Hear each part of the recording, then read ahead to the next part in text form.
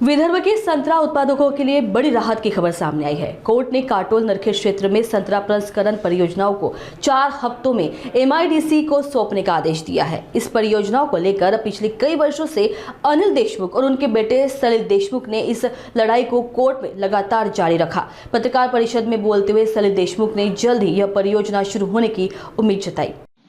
नमस्कार, मी सलिल देशमुख।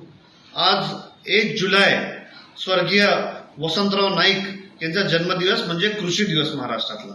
आज एक फार मोठी आनंदाची बातमी आपल्या महाराष्ट्रामध्ये, आपल्या विदर्भामध्ये आणि विशेषतः नागपूर जिल्ह्यासाठी आहे।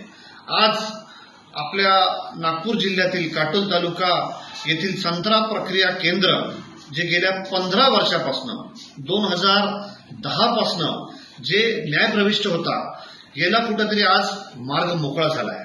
आज आनंदाची गोष्ट आहे, जस्टिस न्यायाधीश शर्मिला देशमुख मॅडम यांनी हा निकाल आज 1 जुलै रोजी मुंबईच्या उच्च न्यायालयात त्या ठिकाणी दिलाय। आणि आज आनंदाची गोष्ट, येणाऱ्या काळामध्ये आपला हा प्रक्रिया केंद्रचा मार्ग मोकळा झाला आहे। येणाऱ्या दिवसामध्ये चांगल्या पद्धतीचा रोजगार या भागामध्ये एक संत्रा प्रक्रिया केंद्र व त्याच पद्धतीने संत्र्याच्या सोबत असणारे जे पदार्थ त्याच्यापासून बायो प्रोडक्ट्स बनू शकतात, त्याच्यासाठी एक चांगलं केंद्र त्या ठिकाणी आपल्या विदर्भामध्ये सुरू झालं।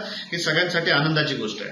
गेल्या 15 वर्षापासून याची न्यायालयीन लढाई त्या ठिकाणी चालू होती आणि आज येत्या 4 आठवड्यामध्ये न्यायालयाने सांगितलं आहे, जस्टिस शर्मिला देशमुख यांनी सांगितलं की 4 आठवड्यामध्ये आपल्याला याचं सील उघडून हे जमीन त्या ठिकाणी पुन्हा MIDC Maharashtra agro industries development कॉर्पोरेशनला हस्तांतरित करणार आणि येणाऱ्या दिवसामध्ये हा प्रकल्प सुरू होणार। ही एक आनंदाची गोष्ट आहे। साधारणतः 55 लाख रुपये हे कृषी विभागाच्या महाराष्ट्र ॲग्रो इंडस्ट्रीज डेव्हलपमेंट कॉर्पोरेशनने कोर्टामध्ये त्या ठिकाणी दिले सुद्धा आहे।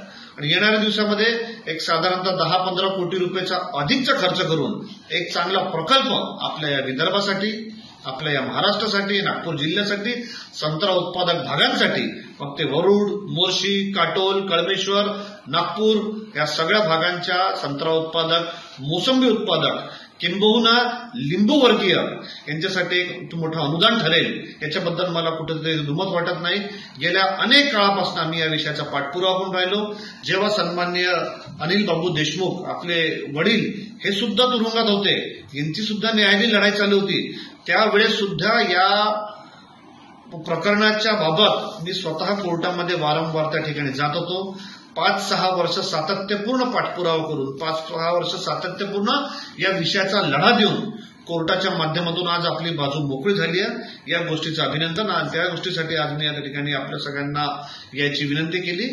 आपण अशाच पद्धतीने आशीर्वाद द्यावा आणि चांगला प्रकल्प आपल्या या विदर्भामध्ये, या नागपूर जिल्ह्यामध्ये आपण त्या ठिकाणी काटोल डोंगरगाव इथे पुन्हा सुरू करू।